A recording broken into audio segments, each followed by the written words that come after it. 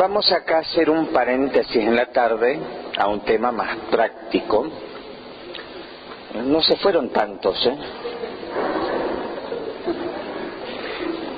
Muy bien. Y algo que en este camino de seguimiento de Jesús nos sirve no solo en la vida espiritual, sino en la vida cotidiana, en los quehaceres cotidianos, en el día a día, en las decisiones, en las opciones que tenemos que tomar. Y es el tema tan trillado en Renovación, pero que es el agujero negro, digo yo, no solo en muchos grupos de oración, sino en nuestra vida personal, que es el tema de discernimiento. Para este camino de seguimiento a Jesús, decíamos hoy, renuncia a esto, a aquello, ¿cómo discierno? San Pablo en la carta a los Romanos, capítulo 12, versículo 2, dice, Romanos 12, 2,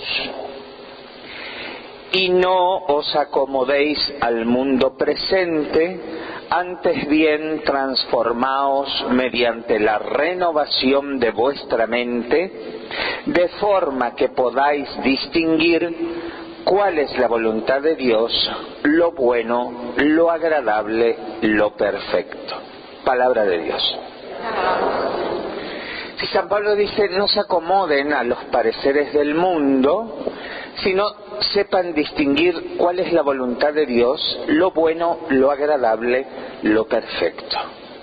Este es el fin de todo discernimiento, y no solo para las cosas, fenómenos o manifestaciones espirituales, sino para nuestra vida cotidiana y las decisiones que a diario tenemos que tomar en cualquier aspecto de nuestra vida.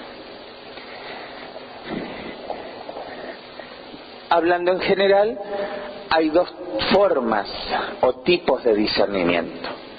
El discernimiento infuso, que es una gracia especial del Espíritu Santo, dado en algunas ocasiones, cuando el otro tipo de discernimiento es muy difícil o es casi imposible hacerlo. Para fenómenos puntuales, para situaciones muy engorrosas, el Espíritu Santo asiste nuestra inteligencia y nos hace descubrir, así como en un golpe de pensamiento, en un golpe de mente, la punta del ovillo, es decir, por dónde está, por dónde pasa la situación que está ocurriendo. Discernimiento infuso. Pero el 99% de las situaciones las tenemos que discernir con lo que llamamos discernimiento adquirido. Es decir, aplicando reglas para discernir, razonando para poder discernir, analizando la situación. ¿Se entiende la diferencia? Nosotros vamos a hablar exclusivamente del discernimiento adquirido, del que tenemos que aplicar reglas. Y vamos a tratar de hacer las reglitas lo más fácil posible. Vamos a comenzar por 3 reglas generales de discernimiento que sirven para filtrar cualquier situación por ahí. Antes, quiero aclarar, el discernimiento adquirido no me va a dar certeza absoluta. Me va a dar una certeza probable, un grado de certeza. Es decir, con discernimiento adquirido, yo lo que puedo decir es, puede ser de Dios. Y en algunos casos puedo decir, absolutamente esto no es de Dios. Pero en el caso que fuera de Dios, lo único que puedo decir es, puede ser que sea de Dios. ¿Se entiende la cosa? Cuando vayamos a las reglas y a las prácticas se van a dar cuenta. Primero 3 reglas generales y después vamos a ir a lo más particular. Primera regla de discernimiento. Si algo es de Dios, un fenómeno espiritual, una moción, ¿saben lo que son las mociones? Las mociones son esas ganas de hacer algo que sentimos, ¿sí? Si algo es de Dios, nunca puede contradecir la palabra de Dios y la enseñanza de la Iglesia. ¿Quieren hacerla más corta la regla? Si algo es de Dios, nunca va a contradecir la enseñanza de la Iglesia. ¿Por qué quito la palabra de Dios? Porque la que interpreta válidamente para mí es la Iglesia. Interpreta la palabra de Dios es la Iglesia. Entonces, si algo es de Dios, no va a contradecir la doctrina de la Iglesia. Y esto que parece tan general, tan en el aire, no lo es tanto. A la hora de tomar decisiones, esta decisión que voy a tomar, ¿va contra la doctrina de la Iglesia? Entonces no es de Dios.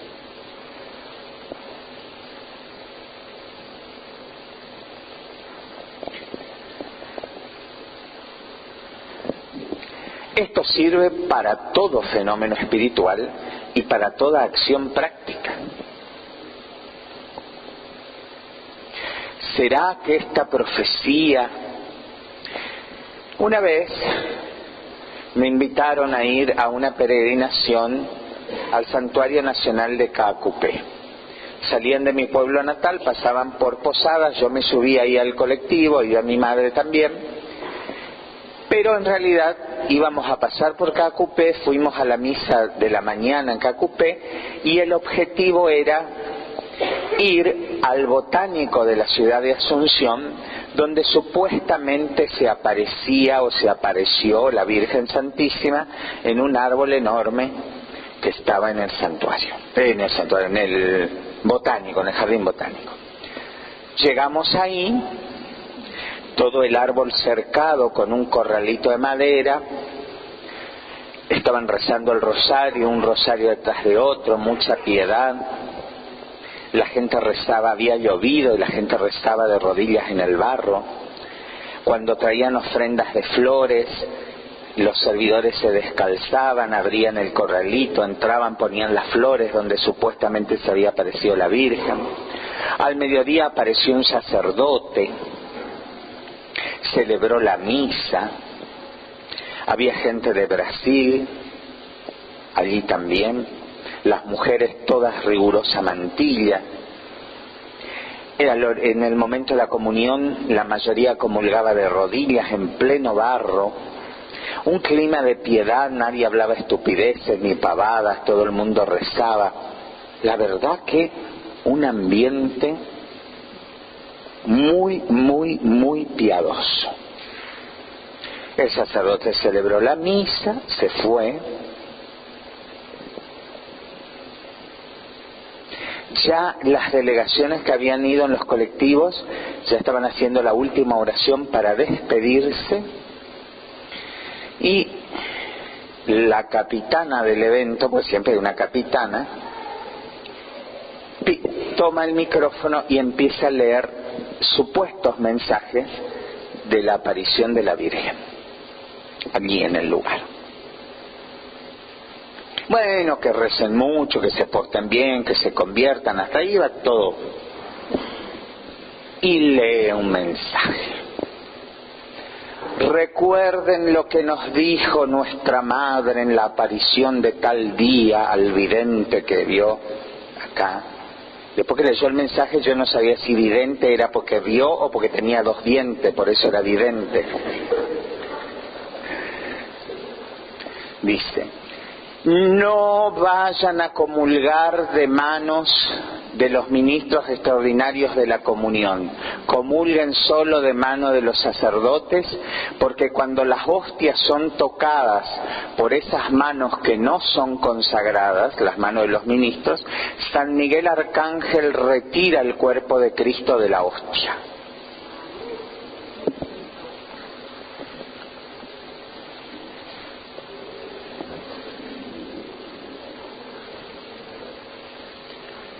Yo en el momento le dije fuerte para que escucharan todo: disculpen, pero esto no es doctrina de la Iglesia Católica. Primero, Jesús no es ningún nene que San Miguel tenga que andar sacándolo y poniéndolo adentro de la hostia. Si se quiere ir, se va a ir solo. Segundo, ¿qué dice la Iglesia? ¿Hasta cuándo dura la presencia real de Jesucristo en las especies consagradas?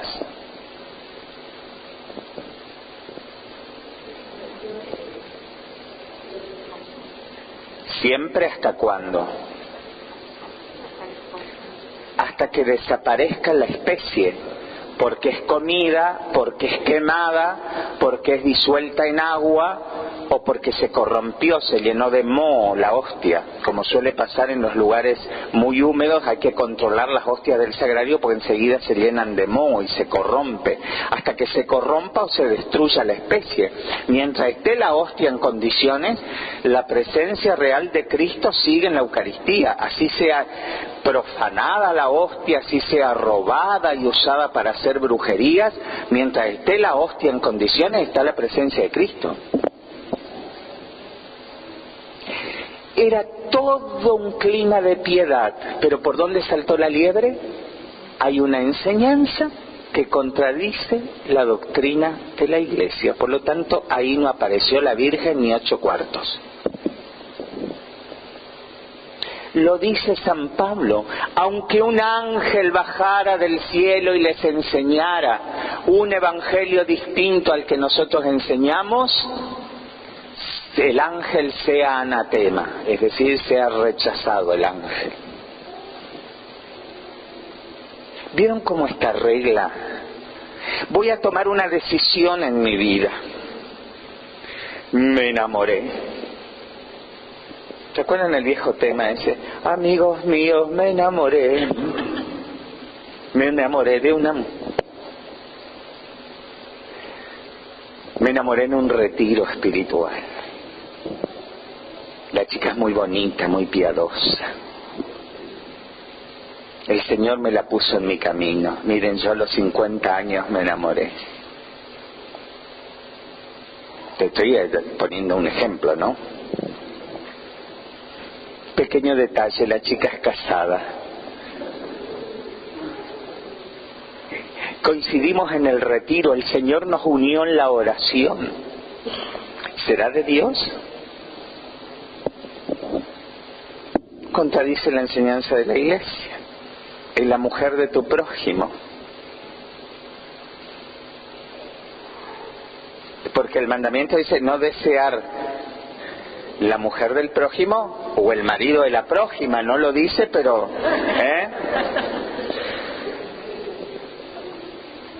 ¿se entiende, mis hermanos, que esta regla que parece tan general es muy práctica?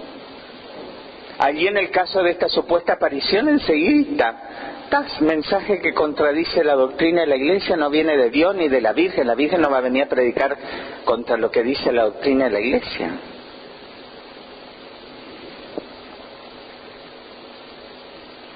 Segunda regla de discernimiento. Si no se entiende, te levantan la mano y volvemos para atrás, porque esto es muy importante en nuestra vida cotidiana. Si algo viene de Dios, no va a ir en contra de tus deberes de Estado. ¿Qué son los deberes de Estado? Las obligaciones propias de tu estado de vida. Los casados tienen deberes de Estado que no tengo yo soltero, pero todos tenemos deberes de Estado, por ejemplo, como ciudadanos.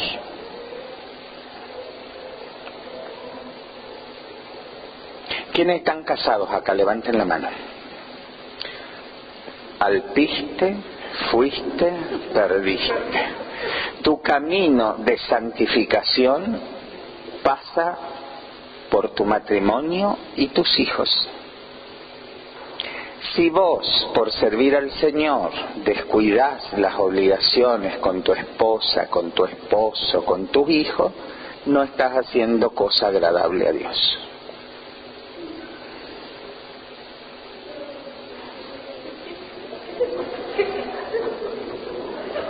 Alguno dice haberlo sabido antes. ¿Es así? tu camino de santidad pasa por tu familia. Allí te vas a hacer santo. Ay, hermano, yo estoy 5 horas ante el Santísimo en la parroquia.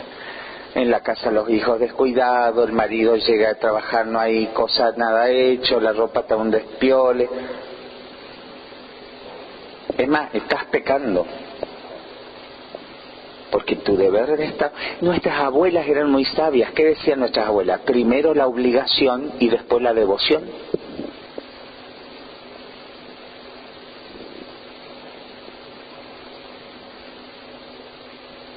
Otra cosa es usar de excusa los deberes de Estado para no hacer ningún servicio. Eso es de otro extremo.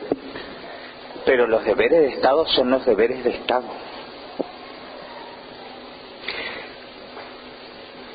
Pasa con la vida familiar, pasa con la vida ciudadana. Estoy apurado porque tengo que llegar al encuentro y no llego, y estoy encargado de la música y paso todos los semáforos en rojo.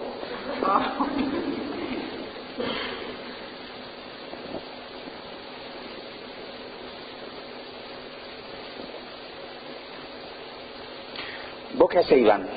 Pues el Iván se sentó ahí. ¿Qué haces de tu vida? ¿Estudias? ¿Trabajas? No, te pagan tus padres el estudio. Muy bien.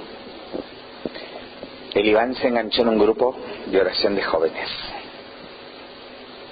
Esto pasó allá en mi diócesis. Pregunto yo, lo agarré a un chico como el Iván. En mi ciudad, Posada es una ciudad universitaria, vienen del interior a estudiar allí muchos chicos que no pueden ir a otro lado, terminan estudiando en Posadas.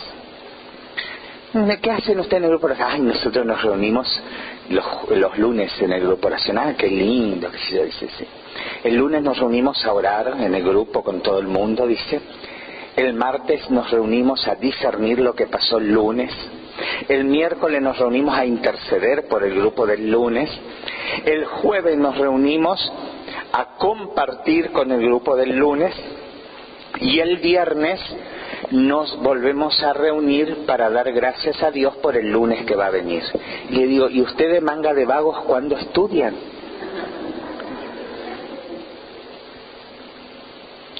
Si vos todavía sos gato de iglesia, es decir, que te mantiene el Padre, tu deber de Estado es tu estudio para lo que te está pagando tu padre y tu madre. Y si vos por ir al grupo de oración descuidás tu estudio, faltaba tu deber de Estado. Le digo, reúnanse los lunes, oren los lunes y no aparezcan más por la iglesia en toda la semana, pónganse a estudiar.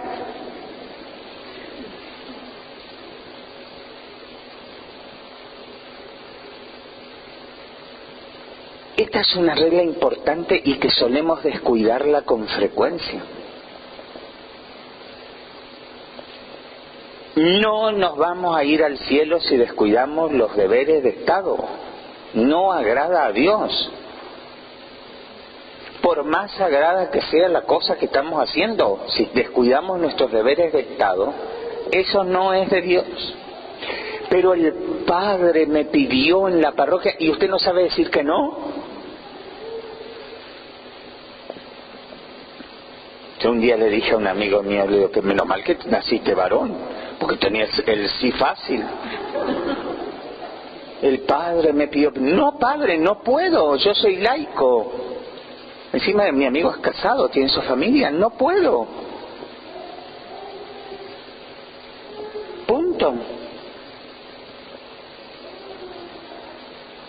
Ninguna emoción interior puede ir contra los deberes de Estado.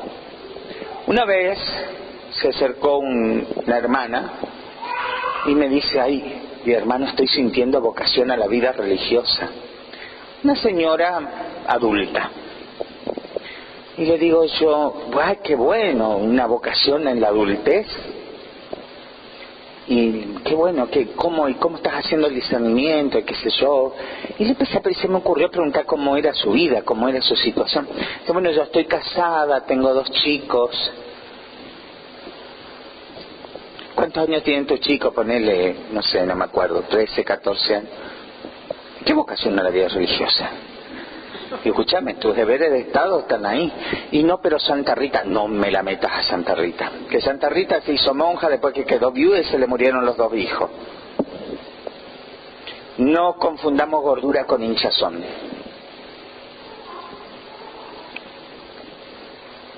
Deberes de Estado. Ay, pero el Señor me llama a estar con Él delante del Santísimo. ¿Y no te llama a atender un poco a tu esposa en casa? ¿A tus hijos que están en casa y que no los ve durante todo el día? ¿A eso no te llama el Señor?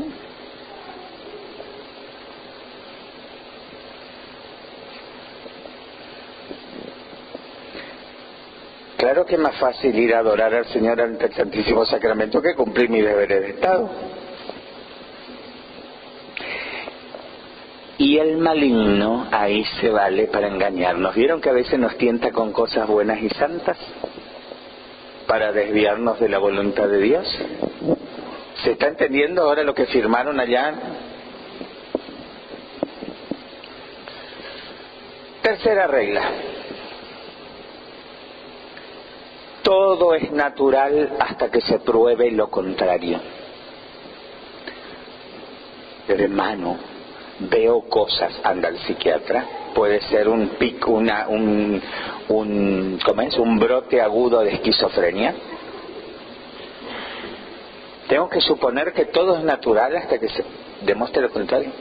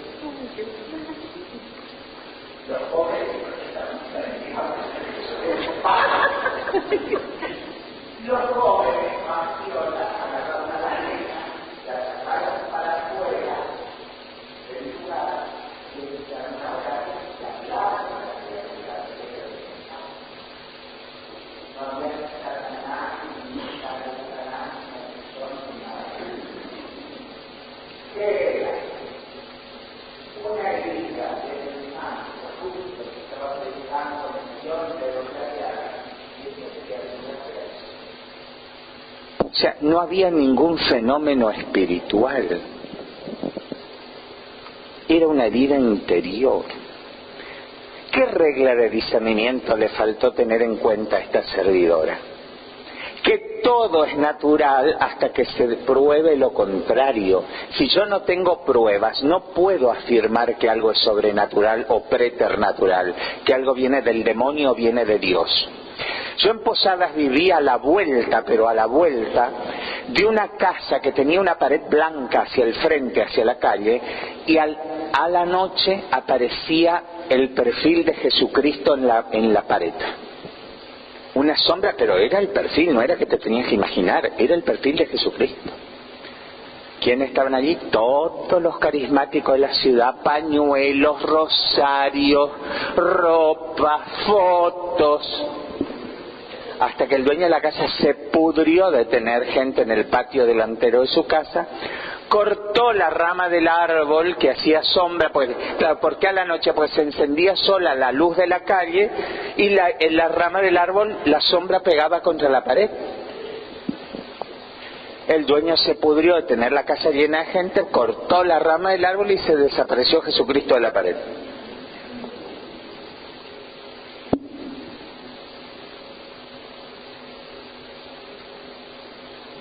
Todo es natural hasta que se pruebe lo contrario.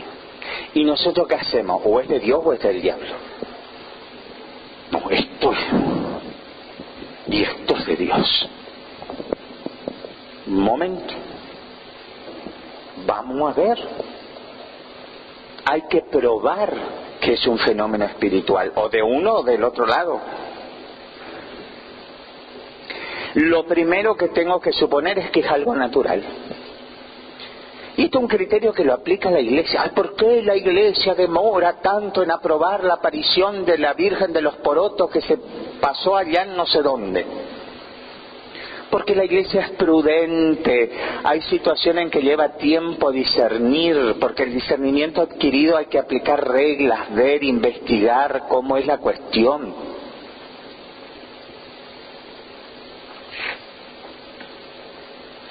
¿Se entiende esto? Así que ojo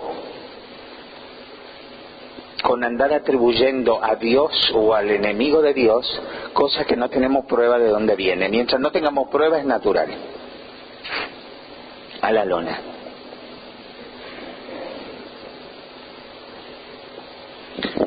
Muy bien. ¿Se entendieron estas tres reglas? Si algo es de Dios, no puede ir contra la doctrina de la Iglesia. ¿Son las 6? ¿Y qué hora es? En media hora viene el fin del mundo.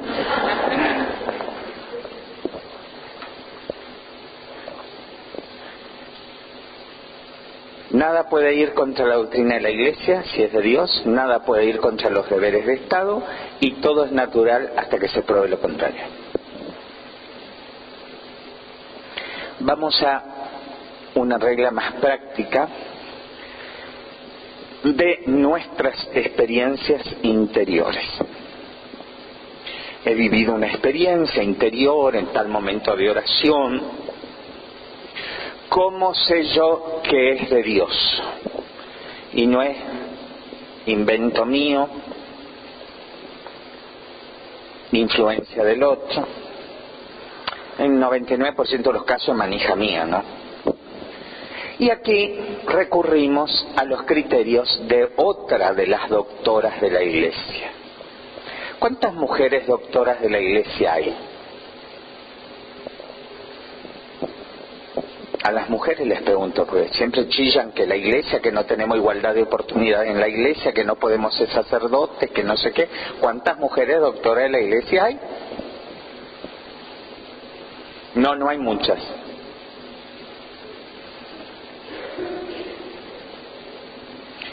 Cuatro. Santa Teresa de Ávila. Voy en orden de aparición en la historia. Primero, Santa Catalina de Siena, año 1300. Santa Teresa de Ávila, 1500 y moneda. Santa Teresita del Niño Jesús, 1800 y moneda.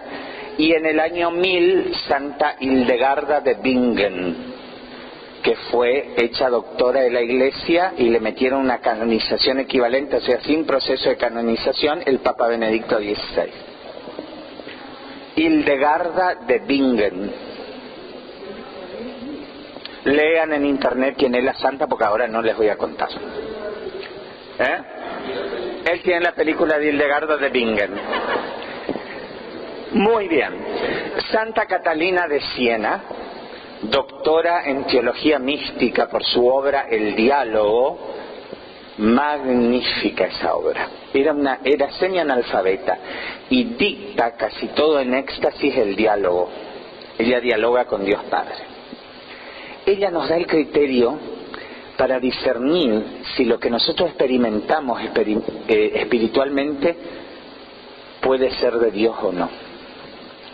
Dice así: si esta visita, ella habla de visitas de Dios al alma, ¿sí? Si esta gracia, esto que estoy sintiendo es de Dios, tiene que causar en mí paz duradera. ¿Qué tiene que causar en mí? Voy al grupo de oración, llega el momento del discernimiento, el servidor, la servidora Manique, una paz, el Señor se paseaba por acá con San Pedro, San Pablo, los 12 apóstoles.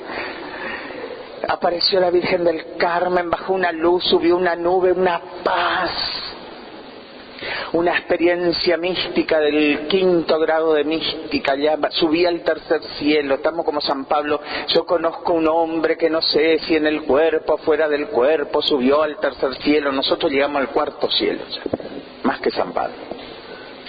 Llego a casa y en casa no están las cosas como yo esperaba y empiezo. O salgo a la vereda y está la rueda pinchada del auto y chau tu paz duradera. ¿Qué es lo que viví en el grupo oración? Una sensación momentánea de bienestar, pero no paz espiritual. Me duró lo que un suspiro. Estaba por decir el otro refrán, pero es muy guarango. Lo que un suspiro me duró la paz. Entonces, ¿qué viví? Un momento placentero de bienestar, pero no la paz espiritual que habla el Evangelio. Si ya la perdí a la salida, encontré la rueda pinchada del auto y ya se me fue la paz. Pero Santa Catalina, que no se queda nunca con alguna duda, dice, pero ¿y acaso yo misma o el enemigo no pueden generar un estado aparente y momentáneo de paz? Es decir, como uno anhela estar en paz, no puede manifiarse y originar, causar en uno mismo una sensación de paz que no es la paz interior del espíritu. Dice, sí, uno puede, o el enemigo también puede, para engañarte, generar una situación, una sensación que dura un tiempo de paz. Entonces dice, no basta esto para discernir si es de Dios. Y yo me acordé que cuando yo entré en la renovación carismática te decían, si causa paz es de Dios. No basta esto, dice la Santa. Si es de Dios, aparte de paz duradera, va a despertar en tu interior hambre de virtud. ¿Qué es hambre de virtud? Ganas de hacer el bien, de practicar las virtudes. Si es de Dios, yo no solo voy a llegar a casa, voy a encontrar la casa pata para arriba y voy a ejercitar la virtud de la paciencia y de la benignidad. Hola Jorgito, hola Susanita, parece que estuvieron jugando y divirtiéndose en casa mientras no estábamos, qué lindo que jugaron, y no voy a empezar, arreglen esto, ¿por qué rompieron lo otro? O sea, causa paz duradera, pero causa también hambre de virtud, dominio de sí mismo, paciencia, disimular los defectos ajenos,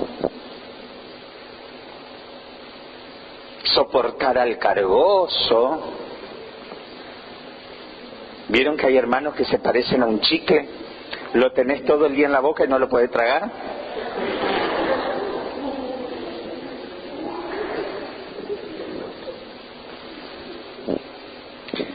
Entonces, si es de Dios, causa una profunda paz duradera, pero también despierta en nuestro corazón hambre de virtud. ¿Cuáles son las señales entonces? Paz, hambre de virtud. Y dice, y algo más. Si esto que experimentaste es de Dios, despierta en ti humildad. ¿Qué humildad? Andar todo el día con la cabeza doblada como un junco, caminando contra las paredes y sin abrir la boca. No, eso es complejo de inferioridad, no humildad. Humildad es reconocer que todo lo bueno que pueda tener me viene de Dios. El humilde da gloria a Dios por las obras que Dios hizo en él. ¿Qué canta la Virgen en la visita a Isabel? Mi alma canta la grandeza del Señor y mi espíritu se alegra en Dios mi Salvador, porque el poderoso ha hecho obras grandes en mí. El humilde da gloria a Dios por la obra de Dios en él. El acomplejado no, porque el acomplejado no reconoce la obra de Dios en su vida. Por eso tiene complejos de inferioridad.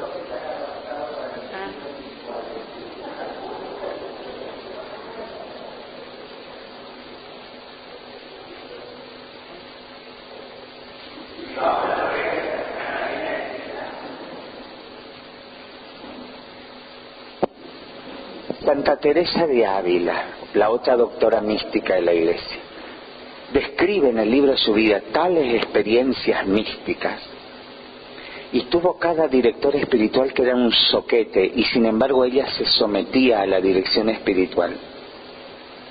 Tuvo muy buenos directores espirituales, pero también tuvo otros que no entendían un pepino. Lo que estaba viviendo la santa eran un ladrillo en los temas espirituales, y ella se sometía al director espiritual. O sea, aquí viene la autenticidad de lo que estás viviendo. Si te hace humilde, no si te hace un pavo real para andar pavoneándote.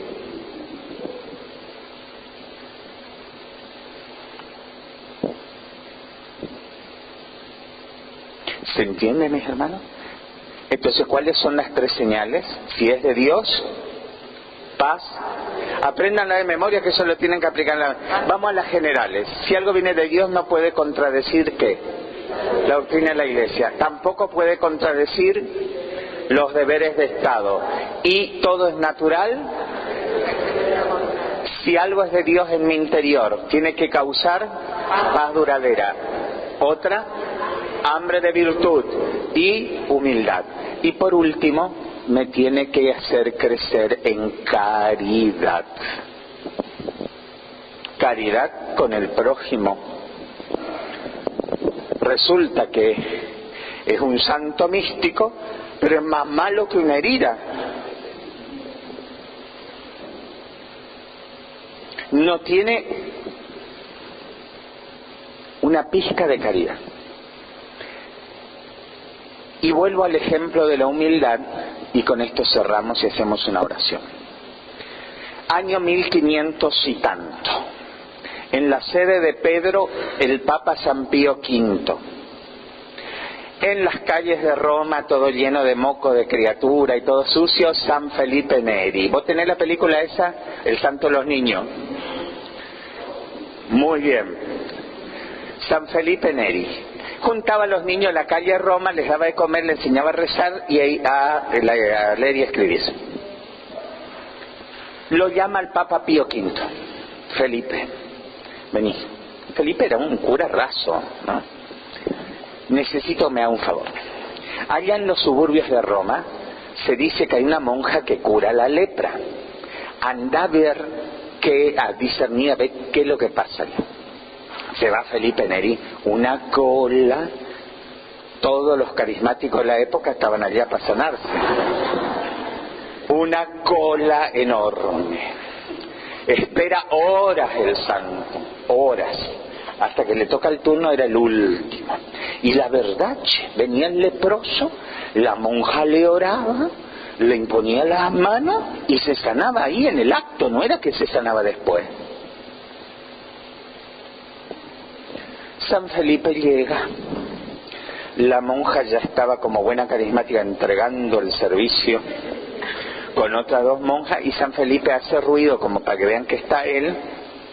La hermana se da vuelta y le dice, sí, quédese. Y dice, ay, hermana, dice, vine desde la otra punta de Roma, esperé tantas horas para hablar con usted. Dice, sí, ¿qué necesita? Y San Felipe se sienta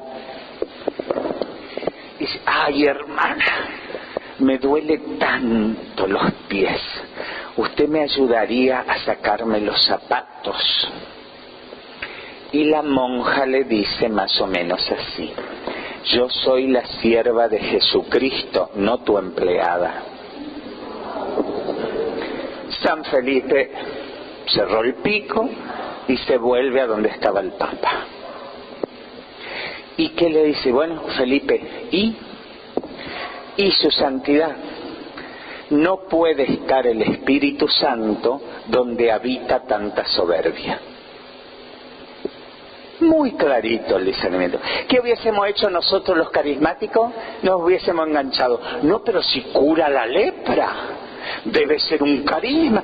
No, acá no importaba si curaba o no la lepra. ¿Había humildad o no había humildad? No, había una soberbia terrible. Entonces ahí no puede estar el Espíritu de Dios.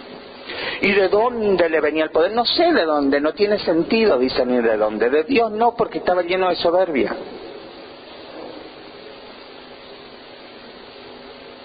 ¿Vieron que la regla de la Santa Catalina, esta de Siena, es muy práctica?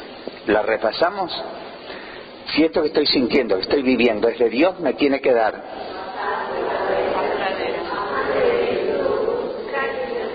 humildad y caridad. Vamos de vuelta.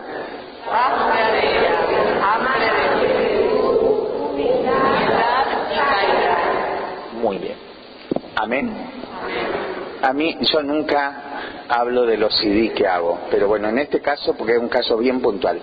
Este está en discernimiento 2, lo que vimos acá, más largo y con ejemplos. Y en discernimiento 1 está lo que vamos a ver mañana, que vamos a seguir con el discernimiento. Nos levantamos. Vamos a dar gracias al Señor por toda esta jornada, por que yo no sé si ustedes lo hicieron conscientemente o no, pero por esto que firmaron en esta tarde.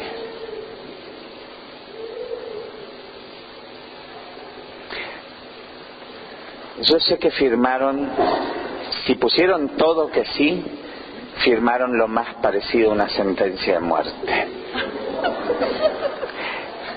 Pero también sé que se embarcaron en una aventura maravillosa, de la que yo soy testigo. Tomaron la mejor decisión que pudieran haber tomado en sus vidas.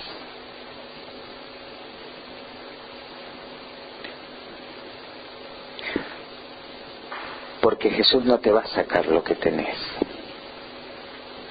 Te va a bendecir mucho más.